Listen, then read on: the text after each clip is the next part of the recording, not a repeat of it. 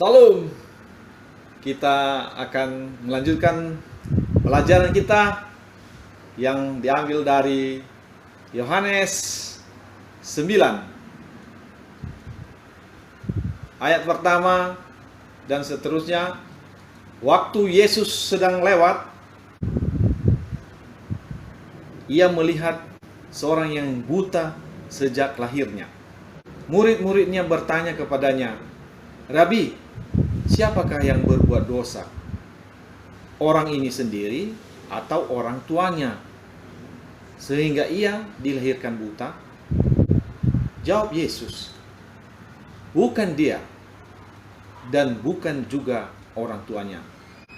Tetapi karena pekerjaan-pekerjaan Allah harus dinyatakan di dalam dia." Yesus dan murid-murid Yesus sudah berbicara kepada orang buta ini, sehingga mereka tahu bahwa dia buta sejak lahir. Namun ada satu hal yang murid-muridnya tidak tahu, maka mereka bertanya, "Rabi, siapakah yang berbuat dosa? Orang ini sendiri atau orang tuanya, sehingga ia dilahirkan buta?" Jawab Yesus, bukan dia dan bukan juga orang tuanya. Dari mana Yesus mengetahui ini? Berarti Yesus mempunyai detektor. Dia bisa mengetahui bahwa orang ini lahir buta bukan karena dosanya dan juga bukan karena dosa orang tuanya. Itu adalah satu kelebihan daripada Tuhan Yesus. Dia tahu sejarah hidup seseorang yang sedang berhadapan dengan dia. Jadi dia tahu apakah dia itu berdosa atau orang tuanya berdosa. Karena di dalam Tuhan, di dalam Allah, semua catatan tentang kehidupan kita ini ada rekodnya. Kenapa Yesus tahu itu? Karena Yesus adalah firman. Karena firman itu bersama-sama dengan Allah, dan firman itu adalah Allah. Itu sebabnya dia tahu.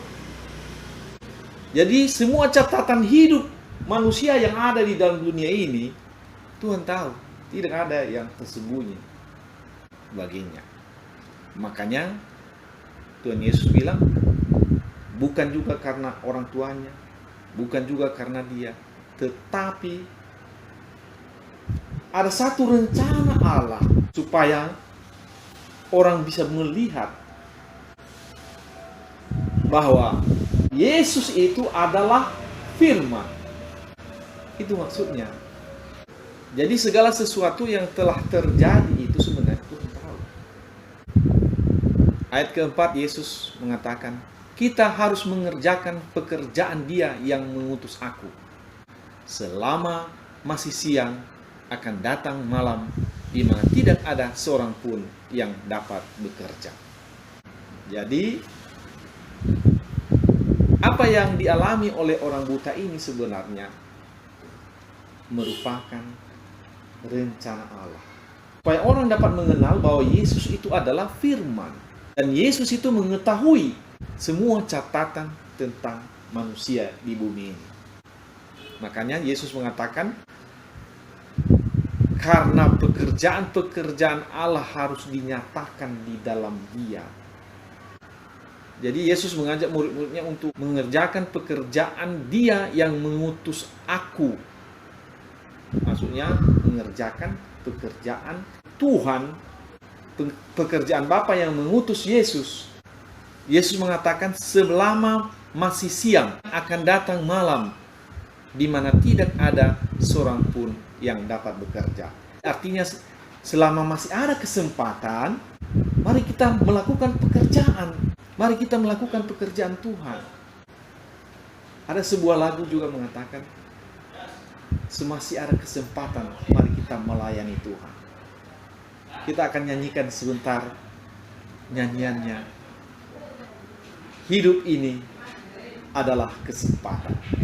Hidup ini adalah kesempatan. Hidup ini untuk melayani Tuhan. Jangan sia-siakan waktu yang Tuhan. Hidup ini hanya sementara. Oh Tuhan, pakailah hidupku selagi aku masih kuat.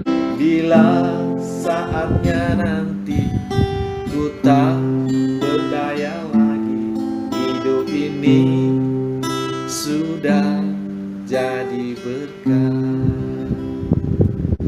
Jadi itulah pesan Tuhan, saudara. Melalui firman Tuhan ini juga memberikan kepada kita satu arahan. Semasih ada kesempatan, marilah kita berbuat baik. Marilah kita melayani Tuhan, melakukan pekerjaan Tuhan. Kita baca sekali lagi, kata Yesus, kita harus mengerjakan pekerjaan Dia, yaitu pekerjaan Allah yang mengutus aku, yang mengutus Yesus, selama masih siang. Akan datang malam di mana tidak ada seorang pun dapat bekerja. Artinya kalau kita sudah tidak ada lagi di dunia ini, tidak ada lagi kesempatan bagi kita. Oleh sebab itu, mari kita gunakan kesempatan dalam hidup kita ini untuk melakukan hal-hal yang baik untuk kemuliaan nama Tuhan. Kita teruskan ayat 5. Selama aku di dalam dunia, akulah terang dunia. Setelah ia mengatakan semuanya itu, ia meludah ke tanah dan mengaduk ludahnya itu dengan tanah, lalu mengoleskannya pada mata orang buta tadi. Langsung Yesus bekerja dan berkata kepadanya, pergilah, basuhlah dirimu dalam kolam Siloam. Siloam artinya yang kudus. Maka pergilah orang itu, ia membasuh dirinya, lalu kembali dengan matanya sudah melek. Luar biasa. Apa yang dilakukan Tuhan? Mengaduk ludahnya dengan tanah. Ambilnya ludahnya, diaduknya dengan tanah. Seperti dia sedang menciptakan sesuatu, sudah. Dari tanah. Manusia ini dari tanah, diciptakan dari tanah. Artinya dia sedang menciptakan mata orang itu. Itulah pekerjaan yang disampaikannya tadi, yaitu bahwa pekerjaan Allah itu adalah menciptakan. Diambilnya tanah itu yang sudah diaduk dengan ludah, dioleskannya ke mata orang itu. Artinya diberikan kepadanya mata yang baru. Luar biasa. Jadi Yesus menciptakan mata orang itu pada saat itu juga. Karena dia adalah firman. Karena Yesus adalah firman. Firman itu menciptakan. Makanya di Yohanes pasal 1 dikatakan bahwa segala sesuatu dijadikan oleh Dia. Dia mencipta. Bayangkan ini sejak lahir dia sudah buta. Artinya dia tidak pakai mata sejak lahir. Namun ketika ketemu dengan Yesus, Yesus memberikan mata kepadanya. Amin. Ayat 8. Tetapi tetangga-tetangganya dan mereka yang dahulu mengenalnya sebagai pengemis berkata, bukankah dia ini yang selalu mengemis? Ada yang berkata, benar, dialah ini. Ada pula yang berkata, bukan, tetapi ia serupa dengan dia. Orang itu sendiri berkata, benar, akulah dia. Kata mereka kepadanya, bagaimana matamu menjadi melek? Ayat 11, jawabnya, orang yang disebut Yesus itu mengaduk tanah, mengoleskannya pada mataku, dan berkata kepadaku, pergilah ke Siloam dan basuhlah dirimu. Lalu aku pergi, dan setelah aku membasuh diriku, aku dapat melihat. Luar biasa. Lalu mereka berkata kepadanya, di manakah dia? Jawabnya, aku tidak tahu. Lalu mereka membawa orang yang tadinya buta itu kepada orang-orang Farisi. Adapun hari waktu Yesus mengaduk tanah dan memelekkan mata orang itu adalah hari Sabat. Ini luar biasa. Hari Sabat Yesus bekerja lagi. Inilah yang membuat orang-orang Yahudi tidak senang ketika Yesus menyembuhkan orang yang sudah 38 tahun sakit juga pada hari Sabat. Sekarang ia menyembuhkan orang lagi atau memelekkan mata orang buta pada hari Sabat juga. Jadi ini memang sengaja Tuhan Yesus itu memilih penyakit yang berat-berat. Karena itu sulit. Kalau di Perjanjian Lama, ahli-ahli sihir Mesir itu sanggup juga membuat mujizat. Tetapi semakin tinggi mujizat yang diberikan, mereka tidak sanggup lagi. Waktu Tuhan memberikan tulah bagi bangsa Mesir, yang awal-awal, yang rendah-rendah, yang biasa-biasa, tongkat menjadi ular, itu masih bisa. Yang lain-lain juga masih bisa. Tapi pada tingkat terakhir, mereka tidak sanggup lagi. Ahli-ahli sihirnya. Jadi Yesus sengaja menyembuhkan orang yang sudah lama sakit, yang 38 tahun. Dan juga ini orang yang sejak lahirnya adalah buta. Artinya yang tidak bisa lagi dilakukan oleh orang-orang biasa. Tidak bisa dilakukan oleh ahli sihir. Jadi sengaja Tuhan memilih mana yang paling sulit, paling berat, yang tidak dapat dilakukan oleh para dukun. Ayat 15. Karena itu orang-orang Farisi pun bertanya kepadanya, bagaimana matanya menjadi melek? Jawabnya, ia mengoleskan adukan tanah pada mataku, lalu aku membasuh diriku, dan sekarang aku dapat melihat. Maka kata sebagian orang-orang Farisi itu, orang ini tidak datang dari Allah, sebab ia tidak memelihara hari Sabat. Jadi artinya kalau bekerja hari Sabat itu tidak memelihara hari Sabat. Itu berarti bagi orang Yahudi, orang yang melakukan pekerjaan itu tidak datang dari Allah menurut iman orang Yahudi. Dan itu memang benar. Hanya mereka tidak tahu siapa yang melakukan pekerjaan itu. Seandainya mereka mengenal Yesus sebagai firman, maka kata-kata ini tidak akan keluar dari mulut mereka. Nah, inilah masa-masa perkenalan dengan Tuhan Yesus. Sebagian pula berkata, Bagaimanakah seorang berdosa dapat membuat mujizat yang demikian? Maka timbullah pertentangan di antara mereka. Jadi mujizat yang ini tidak mungkin kalau nggak datang dari Allah. Itu sebagian dari orang Farisi ini mengatakan itu. Mereka berdebatlah.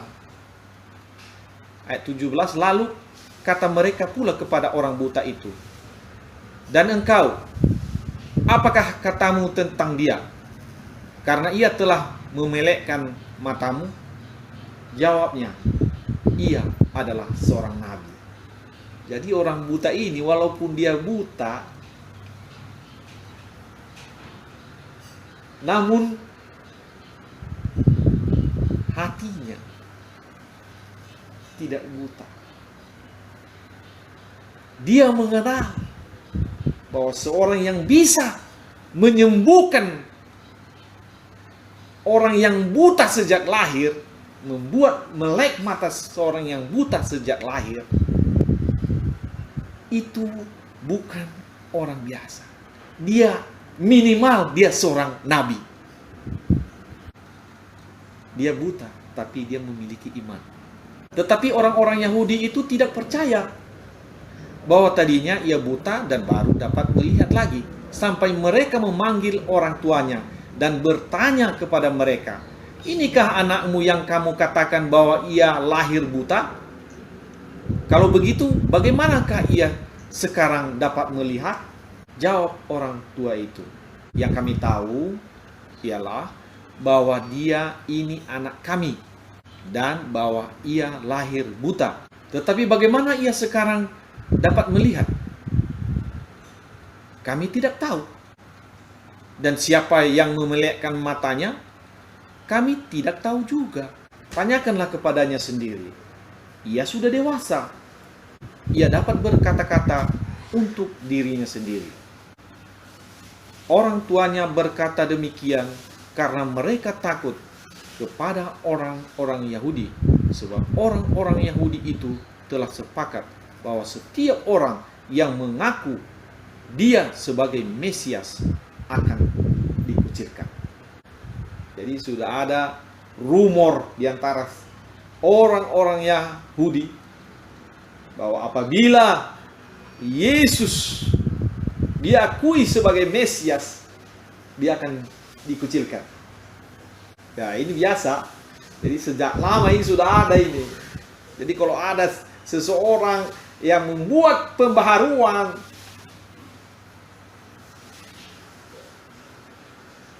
biasa, ada saja itu, nanti dia akan dikucilkan. Jadi orang-orang yang menyatakan kebenaran, yang melakukan yang benar,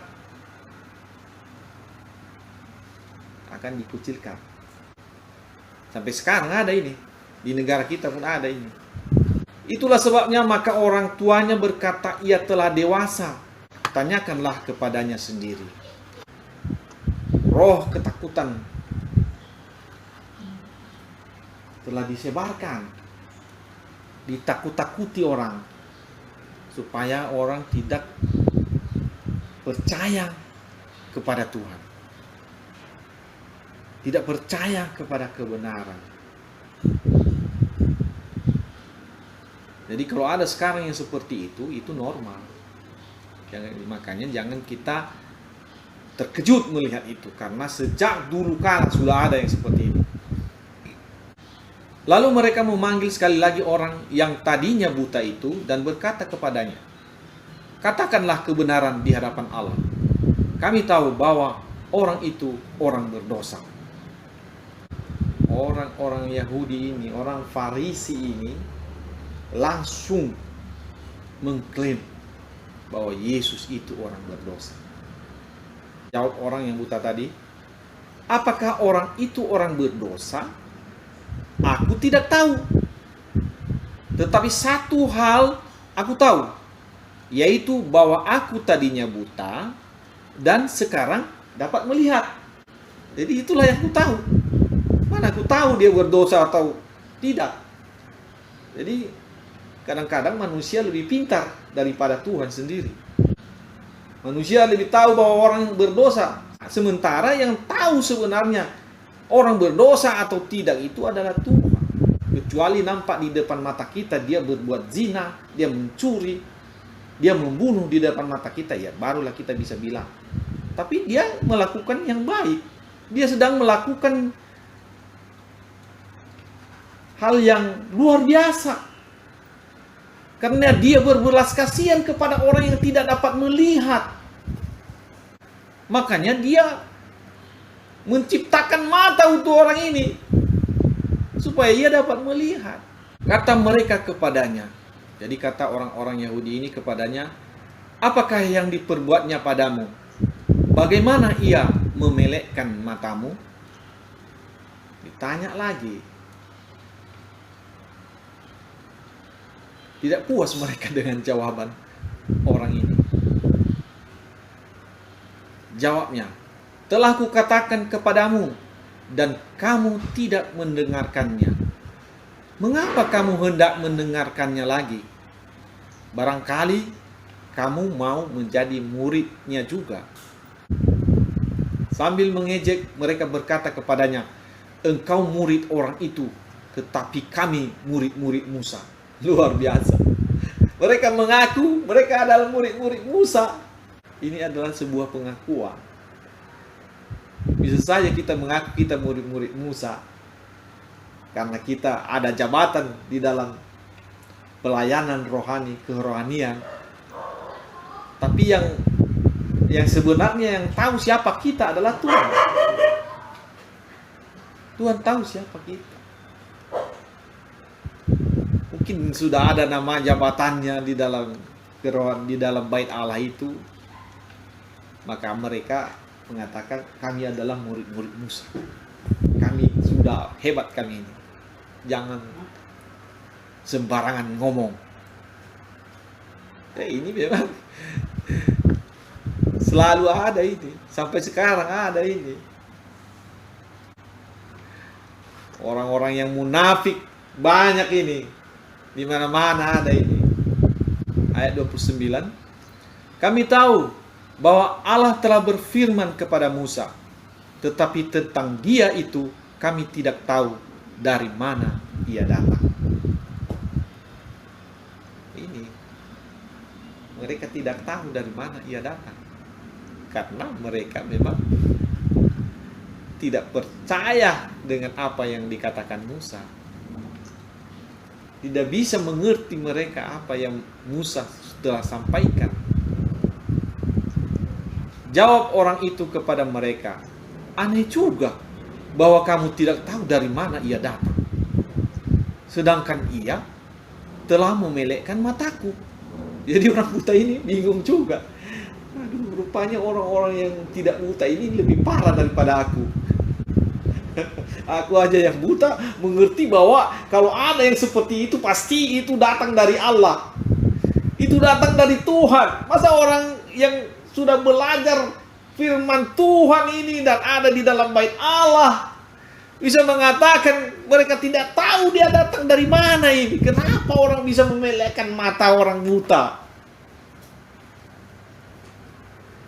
Jadi heran juga itu yang buta tadi itu, karena dia baru melihat sekarang kenyataannya bumi ini seperti ini sebenarnya. Kenyataan daripada dunia ini seperti ini rupanya. Rupanya orang yang sudah belajar sungguh-sungguh juga tentang kitab Musa masih tidak mengenal orang ini. Padahal aku ini membaca pun aku tidak pernah tahu itu. Dia hanya punya iman. Dia beriman bahwa hal yang terjadi kepadanya itu adalah kuasa Tuhan. Datang dari Tuhan. Datang dari Allah. Dari Allah yang Esa. Bukan dari manusia biasa. Kita tahu bahwa Allah tidak mendengarkan orang-orang berdosa, melainkan orang-orang saleh dan yang melakukan kehendaknya. Luar biasa, ini kata-kata orang buta tadi ini. Dari dahulu sampai sekarang tidak pernah terdengar bahwa ada orang yang memelekkan mata orang yang lahir buta, jikalau orang itu tidak datang dari Allah, ia tidak dapat berbuat apa-apa. Luar biasa pernyataannya ini. Ini pernyataan iman. Dia beriman kepada Allah yang hidup. Dia beriman kepada Tuhan. Lalu jawab mereka, ayat 34, engkau ini lahir sama sekali dalam dosa, dan engkau hendak mengajar kami. Jadi terbalik. Jadi terbalik, saudara ya. Orang buta mengajar orang yang tidak buta. Lalu mereka mengusir dia keluar. Bayangkan, mereka tidak tahan dengan kenyataan itu, karena dia sanggup juga mengatakan sesuatu yang luar biasa, bahwa dia percaya kepada Tuhan dengan sungguh-sungguh, bahwa orang yang dapat berbuat yang seperti ini hanya bisa datang dari Allah, hanya bisa datang dari Tuhan. Tidak mungkin orang biasa, tidak mungkin orang berdosa. Jadi dia secara tidak langsung mengajar ahli-ahli Taurat, orang-orang Farisi itu. Luar biasa. Ayat ke-35. Yesus mendengar bahwa ia telah diusir keluar oleh mereka. Jadi Yesus mendengar bahwa orang buta ini telah diusir oleh orang-orang Farisi tadi. Kemudian ia bertemu dengan dia dan berkata, percayakah engkau kepada Anak Manusia? Jadi Yesus bertanya kepada orang buta tadi. Jawabnya, siapakah dia, Tuhan? Supaya aku percaya kepadanya. Kata Yesus kepadanya, engkau bukan saja melihat dia, tetapi dia yang sedang berkata-kata dengan engkau. Dialah itu. Katanya, aku percaya Tuhan. Lalu ia sujud menyembahnya. Jadi ini satu bukti bahwa orang ini benar-benar percaya kepada Tuhan. Dan dia percaya kepada Yesus sebagai Anak Manusia. Dan ia menyembahnya. Apa reaksi Yesus ketika ia menyembahnya? Yang disembah itu kan Tuhan. Hanya Allah yang disembah. Ketika Yesus berhadapan dengan iblis, dalam Matius 4 ayat 10, maka berkatalah Yesus kepadanya, enyalah iblis, sebab ada tertulis, engkau harus menyembah Tuhan Allahmu, dan hanya kepada Dia sajalah engkau berbakti. Jadi yang disembah itu hanya Tuhan. Dan apa yang terjadi di sini? Orang buta itu menyembah Yesus. Nah, inilah satu bukti bahwa Yesus itu adalah Tuhan. Dia tidak menolak. Dia disembah. Kalau dia merasa bahwa dia tidak layak untuk disembah, maka dia akan menegur orang yang buta itu. Karena dia kan sedang mengajar. Jadi ajarannya itulah, melalui peristiwa ini kita bisa melihat bahwa Yesus mengaku dia adalah Allah sendiri. Melalui firman Tuhan ini kita bisa melihat bahwa Yesus tidak menolak kalau dia disembah. Padahal dia pernah berkata bahwa yang disembah itu adalah Tuhan saja, hanya Allah yang disembah.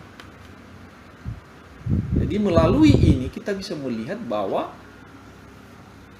Yesus menyatakan dirinya sebagai Allah yang bisa disembah. ayat 39 kata Yesus, "Aku datang ke dalam dunia untuk menghakimi, supaya barang siapa yang tidak melihat dapat melihat, dan supaya barang siapa yang dapat melihat menjadi buta." Kata-kata itu didengar oleh beberapa orang Farisi yang berada di situ, dan mereka berkata kepadanya, "Apakah itu berarti bahwa kami juga buta?" Jawab Yesus kepada mereka, "Sekiranya kamu buta, kamu tidak berdosa. Tetapi karena kamu berkata, 'Kami melihat,' maka tetaplah dosamu." Ini satu ketetapan dari Tuhan. Dia mengatakan, karena kamu bisa melihatnya kan, maka tetaplah dosamu. Artinya kamu sudah membaca firman Tuhan, kamu sudah melihat kemuliaan Tuhan, namun kamu tidak percaya, berarti kamu buta. Kamu sudah belajar tentang kitab-kitab Musa, kitab para nabi, namun kamu tidak percaya. Maka Yesus menghakimi di sini, mengatakan bahwa kamu tetap dalam dosa.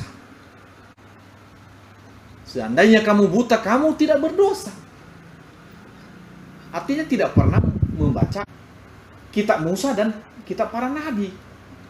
Tapi karena kamu berkata, kamu bisa melihat, maka tetaplah dosamu. Tidak ada pengampunan. Artinya sudah tahu tapi tidak percaya. Sudah melihat tapi seperti tidak melihat.